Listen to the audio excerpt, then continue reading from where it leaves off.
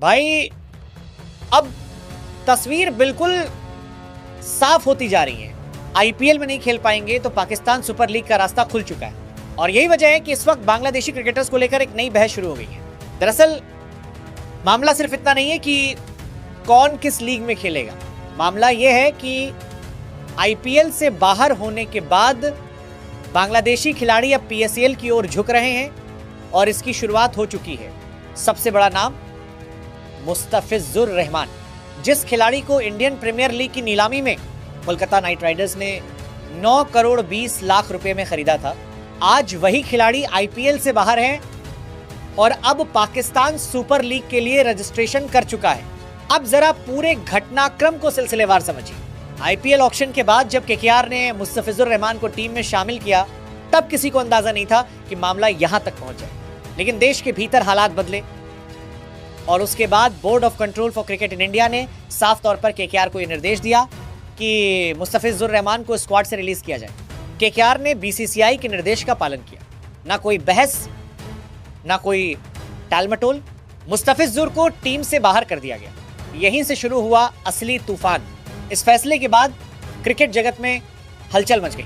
बांग्लादेश में इसे अपमान के तौर पर देखा गया, वहीं भारत में यह साफ संदेश गया कि लीग भारत की है, फैसले भारत के हित में होंगे। अब इसके ठीक बाद जो हुआ, मुस्तफिजुर रहमान ने पाकिस्तान सुपर लीग के अगले सीजन के लिए आधिकारिक तौर पर अपना नाम रजिस्टर करवा दिया और सिर्फ मुस्तफिजुर ही नहीं, कुल 10 बांग्लादेशी खिलाड़ियों ने पीएसएल के लिए रजिस्ट्रेशन किया।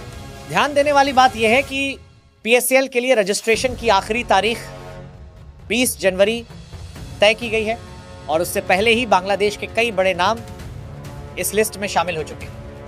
आर की आप अब उन नामों पर भी नजर डालते हैं। मुस्तफिजुर रहमान के अलावा तास्किन अहमद, शाकिब अल हसन, रिशद हुसैन और तंजीद हसन तमीम, इन सभी ने पीएसएल के लिए नाम भेज दिया है। यानी साफ है कि आईपीएल का दरवाजा बंद होते ही पीएसएल को एक विकल्प के तौर पर देखा जा रहा है। पिछले पीएसएल सीजन की बात करें तो लाहौर कलंदर्स की टीम में रिशद हुसैन, मेहदी हसन मिराज और शाकिब अल हसन खेलते नजर आए थे और वही लाहौर कलंदर्स आखिरकार चैंपियन भी बनी थी। इसके अलावा लिटन दास कराची किंग्स की टीम से जुड़े थे और नाहिद राणा को पेशावर ज़ल्मी ने चुना था। हालांकि नाहिद राणा को पूरे टूर्नामेंट में एक भी मैच खेलने का मौका नहीं मिला। लिटन दास की कहानी भी अलग रही। चोट के कारण उन्हें 20 टूर्नामेंट भारत बल्कि पाकिस्तान छोड़कर वापस लौटना पड़ा। अब सवाल उठता है, क्या आईपीएल से बाहर होना बांग्लादेशी खिलाड़ियों के लिए नुकसान है? साफ जवाब है, पैसा शायद मिल जाए, लेकिन आईपीएल जैसी ग्लोबल वैल्यू, एक्सपोजर और क्वालिटी क्रिकेट पीएसएल नहीं दे सकता। और यही वजह है कि आज भी दुनिया की सबसे बड़ी लीग आईपीएल ही मानी जाती है। भारत ने किसी खिलाड़ी को रोका नहीं।